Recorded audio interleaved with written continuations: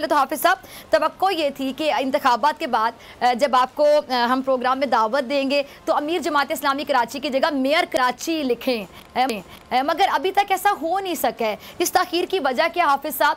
Turnout खासा कम था मगर इसके बावजूद नताइज में ताख़ीर अब तक हो रही है, क्या वजह है?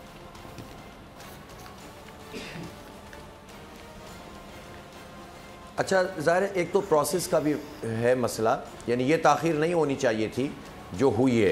यानी फॉर्म 11 फॉर्म 12 देने में भी ताख़ीर हुई।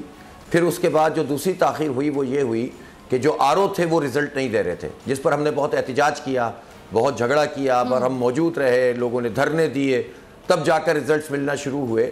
बाज़ आरओज़ ने अच्छा काम भी किया, लेकिन अक्सर ये हुआ कि रिज़ल्ट लेना बहुत मुश्किल काम हो रहा था।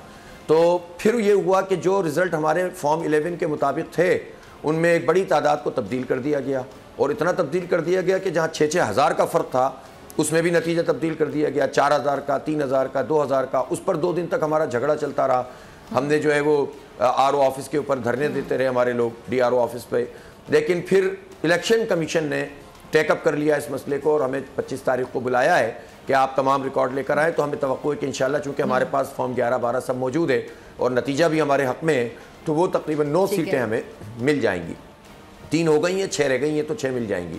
ठीक है, तो इस तरह ये 9 नंबर लेने के बाद हम नंबर 1 पार्टी के नंबर्स में भी आ जाएंगे। ठीक है, फिर उसके बाद अभी ये सिलसिला, ठीक है, यानी जो इलेक्शन की रात आपका दावा था, जी जी जी जी, मैं ये जानना चाह रही हूँ, इलेक्शन के रात जिसमें आपका दावा था कि जमात इस्लामी वाज़ेह अक्सरियत हासिल कर लेगी और बासानी मेयर और डेप्यूटी मेयर आपकी जमात से होगा, तो यानी अब आपकी बात से हम कंक्लूड कर सकते हैं कि अभी अब इतने कॉन्फिडेंट हैं और उसी दावे पर जो आप अभी गुफ्तगू कर रहे हैं?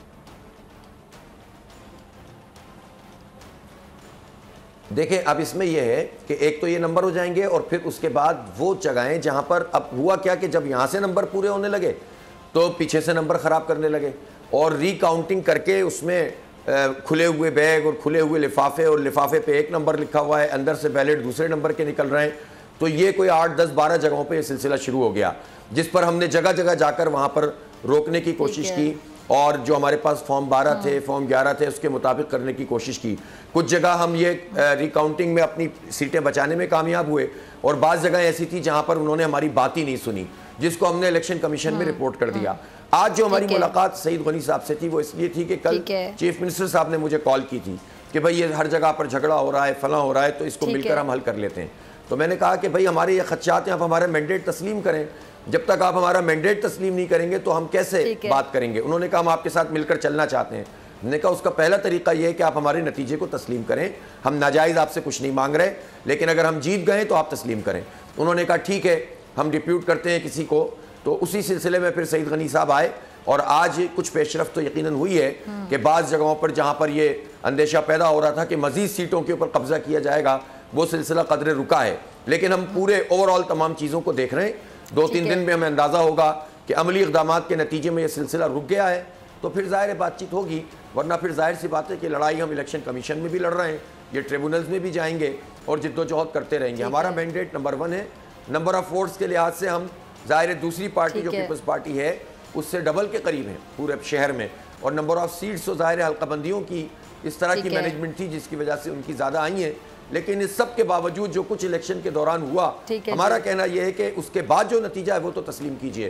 तो हमारा स्टैंड बिल्कुल प्रिंसिपल स्टैंड है और उसके पर हम कायम हैं। ये चीज़ें ठीक होंगी तो फिर बातचीत का दरवाज़ा खुलेगा। अगर आपको ये वीडियो पसंद आई तो सब्सक्राइब करें और बेल आइकन पर क्लिक करें। 2022 मॉडल तोहफे भी देखे गया पाकिस्तान की आवाम को। पाकिस्तान की आवाम को एक तोहफा ये दिया कि आवाम को पता चल गया कि पाकिस्तान का मीडिया क्या है। साल 2022 में सबसे ज्यादा देखे जाने वाला चैनल बोल न्यूज रहा नंबर 1। हमने बहुत सारे शोज और ट्रांसमिशंस की, पूरा साल मुसलसल जदोजहद में निकल गया कि ये वोट ऑफ कॉन्फिडेंस के पीछे कौन लोग थे। तोड़े रेटिंग के सभी रिकॉर्ड। सोशल मीडिया पर भी सबसे ज्यादा तेजी से 2.4 बिलियन व्यूज का संगे मील अबूर किया। एंकर्स को भी आवाम में सबसे ज्यादा मकबूलियत मिली और सोशल मीडिया पर भी बोल रहा सब पर सब्सक्राइब करें और बेल दबाएं ताकि कोई खबर रह न जाए।